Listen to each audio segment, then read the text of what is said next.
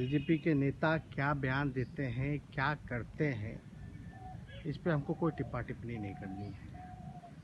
और इनके मीटिंग या इनके बैठक का कोई मतलब नहीं रह गया।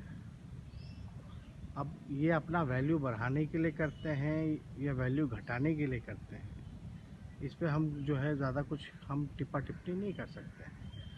अब भविष्य खतरे में होगा इनका, नहीं होगा, उस पर क्या हम कहेंगे कि ज़्यादा से ज़्यादा सीटें लड़नी है, क्या करना है, इसमें तो हम उनको कोई सलाह दे नहीं सकते हैं कि क्या करना है। लेकिन लगातार जो है आप कोई फैसला लेते हो तो इम्प्लीमेंट किया जाता है। ये फैसला लेते हैं, फिर जो है फैसला किस रफ्तार से आगे बढ़ती है ये भी तो लोग देख रहे हैं। लोग जो हैं हर एक चीज़ों को पहचान रही है, जान रही है कि उनकी क्या स्ट्रैटेजी है या क्या है। आज बिहार की एनडीए का अपने घर का मैटर है, हमको उस पर टिप्पा टिप्पणी नहीं करना है। लेकिन हाँ, ज़रूर हम सवाल उठा सकते हैं। जो विश्व की सबसे बड़ी पार्टी है और जो आत्मनिर्भर की बात करती है, पूरे देश को आत्मनिर्भर, पूरे बिहार को आत्मनिर्भर बनाने की बात करती है, वो बिहार में ही आत्मनिर्भर हो जाए। पहले नीतीश कुमार जी के पिछलग्गू बने हुए हैं और खुद तो आत्मनिर्भर नहीं हो रहे हैं, चले हैं पूरे देश को और पूरे बिहार को आत्मनिर्भर बनाने। आपको लगता है कि और देखिए, हम शुरू से कहते रहे हैं कि एनडीए की जो सरकार है, ये लोग किसान विरोधी हैं, ये लोग मजदूर विरोधी हैं, ये लोग गरीब विरोधी हैं।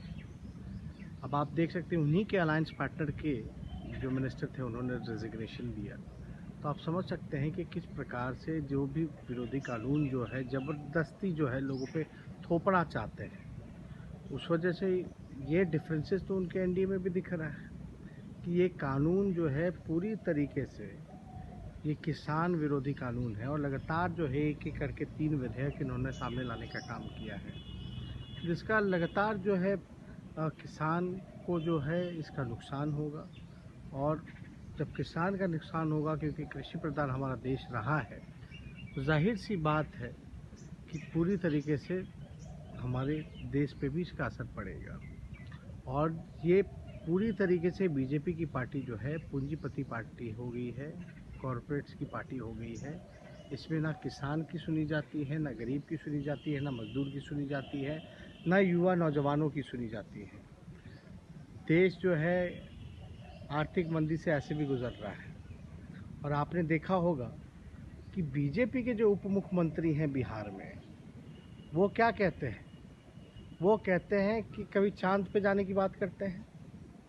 और ये नीतीश जी के कहने पे बार बार ये कहना, सुशील मोदी जी का जो आपने बयान देखा होगा कि पलायन जो मजदूर जो कर रहे हैं, इनके राज में 50% पलायन बढ़ेगी। ये लोग खाली भाषण के देना इनका काम है।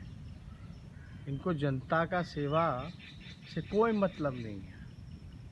यही बिहार राज्य के कहा जाता कि बीजेपी के लोगों को बताना चाहिए ना कि 1 लाख सवा लाख करोड़ का पैकेज जो है, जो घोषणा किया गया था चुनाव में, वो कहाँ है? बिहार को विशेष राज्य का दर्जा क्यों नहीं मिला? पटना यूनिवर्सिटी छोड़िए, बिहार को विशेष राज्य का दर्जा तो दूर की बात है, लेकिन पटना विश्वविद्यालय को भी जो है अब तक जो है केंद्र यूनिवर्सिटी का दर्जा नहीं दिया गया। तो बिहार को तो ठगने का काम किया है। डबल इंजन की सिर्फ कहने के लिए है, लेकिन वाकई में कहाँ ये स्टैंड करते हैं ये सब लोगों को पता है। देखिए, करोड़ों की लागत से पुल बनते हैं, उद्घाटन से पहले ही टूट जाते हैं या उद्घाटन वाले दिन टूट जाते हैं। ये नीतीश कुमार जी का विकास है। आप बताइए, करोड़ों का पुल जो निर्माणाधीन है, अभी आनंद फानंद जो है उद्घाटन पर उद्घाटन कर रहे हैं, उद्घाटन पर उद्घाटन कर रहे हैं। आज मुख्यमंत्री जी आईएसबीटी का जो है उद्घाटन करने जा रहे हैं। मैं आपको बता दूं, उसका जो है आईएसबीटी का 40-45% ही केवल काम हुआ है। और ये 40-45% जो काम हुआ है, इसी पे ये उद्घाटन कर रहे हैं। तो ये लगातार पुलियों की घटनाएं, कितने तटबंध, कितने डैम, कितना बराज टूट गया, रोड कट गए, टूट गए, पुलियों की तो कोई संख्या नहीं है। महासेतु तक देंगे। इसलिए हम बार बार कहते हैं नीतीश कुमार जी भ्रष्टाचार के भीष्म पितामह हैं। किशनगंज में करोड़ों की लागत से पुल का, लेकिन आप लोग देखे होंगे किसी कॉन्ट्रैक्टर पे कार्रवाई की गई हो, किसी भी अधिकारी पे कार्रवाई की गई हो, या मंत्री ने किसी ने मुख्यमंत्री ने जिम्मेदारी ली हो या किसी पे तय की गई हो, कोई जांच नहीं बैठता है। पूरी तरीके से भ्रष्टाचार लूट में ये नीतीश कुमार जी लिप्त हो चुके हैं। सुशील कुमार मोदी जी गरीबों का मजाक उड़ा रहे हैं। जो बेचारे किसान मजदूर या नौजवान जो पढ़ाई के लिए, चिकित्सा के लिए रोज